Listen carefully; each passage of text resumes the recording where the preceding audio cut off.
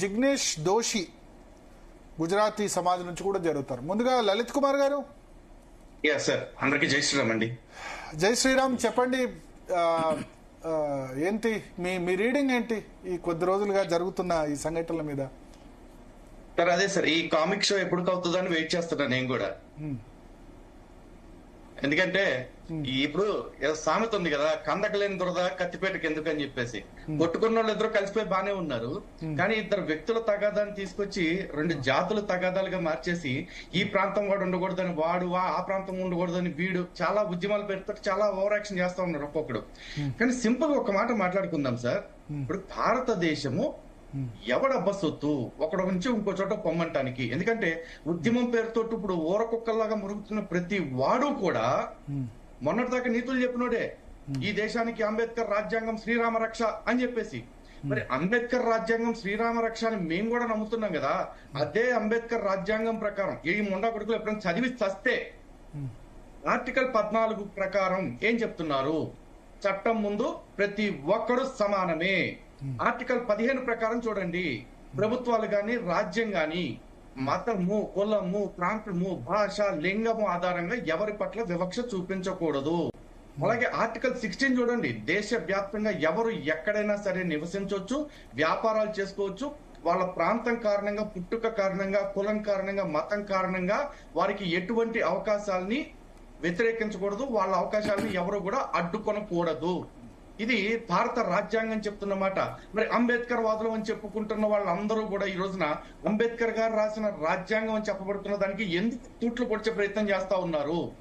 ఇంకా ఎంతకాలం ఈ డ్రామాలు ఎట్లా కొనసాగిస్తా ఉంటారు? అంటే వీళ్ళకి కావాల్సి వచ్చినప్పుడేమో ఆర్టికల్ 17 అన్టచబిలిటీని పోగొట్టింది అంటారు, ఆర్టికల్ 25 మత స్వేచ్ఛ ఇచ్చింది అంటారు. మరి వీళ్ళకి అవసరం లేనప్పుడు ఈ ఆర్టికల్ 14 to 16 అసలు చదవరా? వీళ్ళు పరిగణలోకి తీసుకోరా? ప్రతి వాడిని వీడు పొమ్మంటానికి వీడికేం అధికారం ఉంది?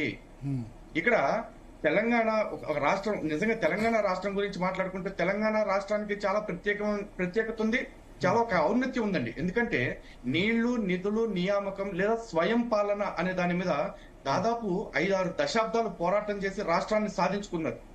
దాన్ని ఎవ్వరూ తప్పుపట్టట్లా. ఎందుకంటే ప్రతి ఒక్కరికి ఆత్మగౌరవం ఉంటుంది, దాన్ని సాధించుకోవాలి ఒకవేళ దానికి ఏదైనా భంగం కలిగే ప్రయత్నం వస్తుంటే. కానీ ప్రభుత్వం మారిన తర్వాత ఇక్కడ ఈ రాష్ట్రం వాళ్లే బతకాలి అని కేంద్రం ఏమైనా ప్రత్యేక చట్టం చేసి పెట్టిందా? లేదుగా. ఈ రోజున వీళ్ళు ఇప్పుడు మాట్లాడుతున్న ఈ కంచర బ్యాచ్ ఎవరైతే ఉన్నారో కొంతమంది కంచర బ్యాచ్ మామూలప్పుడు కూడా మాట్లాడుతూ ఉంటారు, ఆర్య ద్రవిడులు అని చెప్పేసి, లేకపోతే మేము మూలవాసులు అని చెప్పేసి మాట్లాడుతుంటారు. మేము కాదా మూలవాసులు, మేము ఇక్కడ పుట్టినోళ్ళు కాదా, మీరు ఇక్కడ పుట్టినోళ్ళు కాదా? ఇప్పుడు నేను క్రైస్తవుడిగా మారి దాదాపు ఒక 10 ఏళ్ళు క్రైస్తవ్యంలో ఉంటే నేను కూడా మాట్లాడా, అరే మీరంతా ఆర్యులు రా, మేము ద్రావిడులం రా, మేము ఇక్కడ మూలవాసంలో రా అని చెప్పేసి. అంటే నేను క్రిస్టియన్ గా ఉన్నప్పుడు నేను ద్రావిడుని అంటే అందరూ నమ్మారు. నేను హిందువుగా మారంగానే సడన్ గా నేను ఆర్యుడిని అయిపోతున్నానా? ఇది ఎక్కడ దరిద్రం సార్ అసలు? అలాగే ఇప్పుడు ఆర్యులతోటి వీళ్ళకి ఎంత ప్రాబ్లం ఉంది, ఆర్యులు ఈ దేశం నుంచి వెళ్ళిపోవాలి అని నేను ఎవడో చూశాను టీవీలో. వాడు మాస్టరో వాడు పాస్టరో మరి తెలీదు, వేదిక మీద మాస్టర్ అని చెప్పారు వాడి గురించి చెప్తూ. ఈ నినాదం ఎక్కడ దాకా వెళ్ళాలంటే గో బ్యాక్ మార్వాడి దాకా కాదు, గో బ్యాక్ ఆర్యన్స్ దాకా వెళ్ళాలి అని చెప్పేసి అన్నాడు. గో బ్యాక్ ఆర్యన్స్ అనాలంటే దానికంటే ముందు గో బ్యాక్ పర్షియన్స్ అనాలి, గో బ్యాక్ అరబ్స్ అనాలి, గో బ్యాక్ చాలా మందిని చెప్పాలి. కానీ దానికంటే ముందు మనం ఏం చెప్పాలో తెలుసా? ఇక్కడ ఒకటి ఏంటంటే ఎప్పుడు కూడా లలిత్ గారు ఒక పాయింట్ చెప్పాలి, ఇక్కడ ఒక పాయింట్ చెప్పాలి ప్రతిసారి.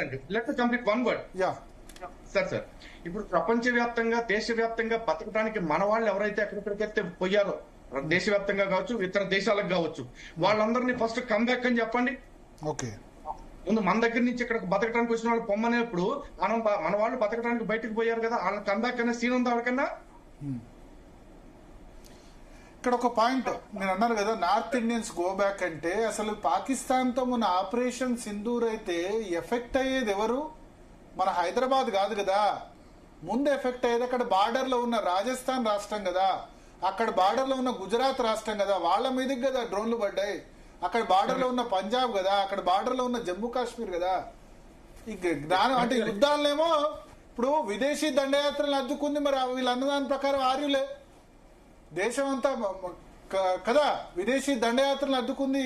చెప్పిన ఆర్యన్ ద్రవిడన్ థియరీ చెప్తే ఆరులే కదా అడ్డుకుంది, మొదలు ఎఫెక్ట్ అయింది వాళ్ళే కదా, మనం ఎక్కడో కింద ఉన్నాం కదా. రేపు పాకిస్తాన్ తో యుద్ధం ఎప్పుడు రాదని చెప్పొచ్చు, ప్రతి 15 సంవత్సరాలకు ఒకసారి వస్తుంది. కార్గిల్ వార్ తర్వాత, దాని తర్వాత ప్రతిసారి, మొన్న 2017లో సర్జికల్ స్ట్రైక్స్ అయ్యాయి. ఓకే, మళ్ళీ 19 ఎలక్షన్ బిఫోర్ ఒకసారి అయింది, మళ్ళీ 24లో అయింది. అప్పుడు ఎఫెక్టెడ్ ఎవరు? నార్త్ ఇండియా కదా. పాకిస్తాన్ ఒక తుపాకీ పేల్చినా టార్గెట్ అయ్యేది ఫస్ట్ ఆ నార్థన్ పార్ట్ లో ఉండేవాళ్ళే. లేదంటే ఇటు చైనా ఏమన్నా టార్గెట్ చేసి ఒక మిసైల్ వదిలినా ఫస్ట్ ఎఫెక్ట్ అయ్యేది ఆ నార్త్ ఈస్టర్న్ పార్ట్ లో ఉంటున్న వాళ్ళే. అంటే ఈ ఉన్మాదులు ఇప్పుడు చేసిన కొత్త, అంటే గతంలో రాజకీయ నాయకుడు చెప్పాడు కదా, మేమంతా దేశం అంతా పెట్రోల్ జల్లించామని. ఈ పెట్రోల్ జల్లించడం అనేది ఈ రోజు మొదలైంది కాదు సార్, స్వతంత్రం వచ్చినప్పుడు మొదలైంది. స్వతంత్రం వచ్చిన కాడి నుంచి మనం ఏమనుకుంటున్నాం, భారతదేశాన్ని north India, south India, east India, west India అని మాట్లాడుతున్నారు. సినిమా డైలాగ్ చెప్పినట్టు ఉంటుంది, కానీ నిజంగా చెప్తున్నా అన్ని రకాల ఇండియాలు లేవు సార్. వాళ్ళు నార్థన్ పార్ట్ ఆఫ్ ఇండియాలో ఉంటున్న వాళ్ళు. We are southern part of India, south of India. This is not south India, this is south of India. That is not north India, north of India. కానీ వీళ్ళు క్రమంగా ఉత్తర భారతదేశం, దక్షిణ భారతదేశం అంటూ ఒక విభజన వాదాన్ని పెంచి పోషించడం కోసం, ఈ విభజన రేఖని మరింత బలోపేతం చేయడం కోసం ఈ కుట్రని స్వతంత్రం వచ్చినప్పుడే మొదలు పెట్టారు. వాళ్ళ మీడియాని, లేకపోతే వాళ్ళు వక్రీకరించేసిన చరిత్రకారుల్ని, లేకపోతే వాళ్ళు వక్రీకరించబడ్డ పాఠ్యాంశాలను తీసుకొచ్చి పిల్లల మెదళ్లలోకి ఇవన్నీ ఇరికిస్తా ఉన్నారు. ఇప్పటికైనా సరే ఈ చరిత్రని, ఈ పాఠ్యాంశాలని తిరగరాసి భారతదేశాన్ని మళ్ళీ ఏకతాటి మీద నడిపించే శక్తిగా మార్చాల్సిన అవసరం ఖచ్చితంగా ఉంది. దానికి విద్యా వ్యవస్థను కావచ్చు, పాత్రికేయ వ్యవస్థ కావచ్చు. ఎందుకంటే పాత్రికేయ వ్యవస్థలో కూడా మీలాంటి జాతీయవాద భావాలు కలిగిన వ్యక్తులు ఈ మధ్య రావటం మాకు చాలా సంతోషంగా ఉంది. కానీ ఇప్పటికీ కూడా మీడియా ఆధారంగా చాలా మంది కుట్రలు చేస్తున్న వాళ్ళు ఇంకా బోల్డ్ ముందున్నారు. అందరినీ ఎక్స్పోజ్ చేయాల్సిన బాధ్యత కూడా మాకంటే ఎక్కువ మీ మీద ఉంటుంది సార్. డెఫినెట్ గా ఒకటి, దేశ సమగ్రత, సార్వభౌమత్వం విషయానికి వచ్చేసరికి వి నెవర్ కాంప్రమైజ్. అండ్ ఇతర మతాల్ని మేము రెస్పెక్ట్ చేస్తాం, ఇతర మతాలకు గౌరవిస్తాం. మా మతం మీద దాడి చేస్తే ఊరుకోం. మతం మా కన్నతల్లి లాంటిది, ఆ విషయంలో కాంప్రమైజ్ లేదు. మా మతం, మా పండుగ, మా ఆచార వ్యవహారాలు. ఇతర పండుగల్ని గౌరవిస్తాం, వాళ్ళకి విషయం చెప్తాం, వాళ్ళకి అది చెప్తాం. మేమేం ఇతర మతాల వాళ్ళని మా మతంలోకి మారమని చెప్పట్లేదు, కన్వర్ట్ చేయమని చెప్పట్లేదు, అది చెప్పట్లేదు. దేశ సమగ్రత మీద దాడి చేసి వాళ్ళు గో బ్యాక్, వీళ్ళు లీగల్ ఫ్రేమ్వర్క్. వాళ్ళు కొద్దిమంది తెలంగాణ ఉద్యమంతో పోలుస్తున్నారు. తెలంగాణ ఉద్యమం ఆర్టికల్ 1 ప్రకారం కొత్త రాష్ట్రాల ఏర్పాటు పాసిబుల్. ఎక్కడైనా ఛత్తీస్గఢ్లో చేశారు, బీహార్, జార్ఖండ్, మధ్యప్రదేశ్, ఛత్తీస్గఢ్, ఉత్తరప్రదేశ్, ఉత్తరాఖండ్, మన కళ్ళ ముందు రాష్ట్రాలు ఏర్పడ్డాయి కదా. అది వేరే, ఇది వేరే. నువ్వు ఒక వాళ్ళని గో బ్యాక్ అనడానికి. సార్, తెలంగాణ రాష్ట్రం ఏర్పడింది, చాలా సంతోషం, మేము కూడా దాన్ని స్వాగతించాం. కానీ ఇప్పుడు తెలంగాణ రాష్ట్రంలో ఎమ్మెల్యేలు అందరూ తెలంగాణలో పుట్టి పెరిగిన వాళ్ళే ఉన్నారా? రాజాసింగ్ గారు తెలంగాణలో పుట్టి పెరిగిన వ్యక్త. కాంగ్రెస్ లో చేరిన బీఆర్ఎస్ ఎమ్మెల్యే గాంధీ ఉన్నారు, ఆయన తెలంగాణలో పుట్టి పెరిగిన వ్యక్త. అంటే రాజాసింగ్ ఇక్కడే పుట్టి పెరిగాళ్ళండి, మూలాలు అక్కడ ఉన్నాయి కదా, రాజాసింగ్ పుట్టి పెరిగింది. నేను అనేది సార్, రాజాసింగ్ గారు ఒక్కరి గురించి అనట్లేదు. చాలా మంది ఇప్పుడు ఉంటున్న వాళ్ళలో తెలంగాణ మూలాలు కలిగిన వాళ్ళు కాదు. అలాగే ఇప్పుడు మల్లు భట్టి విక్రమార్క గారు ఉన్నారు, వారి భార్య, వారి సత్యమణి మార్వాడి అని చెప్పేసి అంటున్నారు. కనుక్కోవట్లేదా? సంతోషంగా ఉంటుంది. మార్వాడీస్ లో చాలా మంది ఇక్కడే పుట్టి పెరిగారు, 50-60 సంవత్సరాల క్రితం వచ్చారు. ఇప్పుడు మార్వాడి అనేది second identity sir. First Indian అనేది ఫస్ట్ ఐడెంటిటీ ఎవరికైనా సరే. Okay, you have to respect the Indian identity first. ఈ రోజు ఇండియాతో సంబంధం లేని రోహింగ్యాలు వచ్చి పందుల్లాగా ఈ దేశంలో పడిదేంటంటే గోబ్యాక్ అని ఒక్క గాడిద కూడా కనట్లేదు సార్. చివరికి మతహింసకి గురై పాకిస్తాన్ లో, బంగ్లాదేశ్ లో, ఆఫ్ఘనిస్తాన్ లో మతహింసకి గురైన హిందువుల్ని, క్రైస్తవుల్ని తిరిగి మన దేశానికి తీసుకొచ్చి కనీసం వాళ్ళకు ఒక ఆశ్రయం ఇద్దామంటే ఈ దేశంలో పందుల్లాగా తింటున్న బ్యాచ్ అందరూ కూడా తీసుకురావడానికి వీల్లేదు. ఓన్లీ మా లలిత్ గారు ఇప్పుడు మీరు అన్నట్టు, మీరు చెప్పినట్టు హైదరాబాద్ లో వేలాది మంది రోహింగ్యాలు ఉన్నారు, పక్క దేశం నుంచి వచ్చి ఇక్కడ అనేక దందాలు చేస్తున్నారు. అలాంటి వారి గురించి మార్వాడి గోబ్యాక్ అనే వాళ్ళు వీళ్ళని ఎందుకు అనట్లేదు? అసలు అందాలు కూడా కాదు మేడం, సింపుల్ గా చెప్తాం, పందుల్లా పడి తింటున్నారు. నా దేశం ధర్మసత్రంగా మార్చేస్తున్నారు వీళ్ళు. ఫస్ట్ గోబ్యాక్ అంటే వాళ్ళు అనండి, ఆ పందులు అనండి.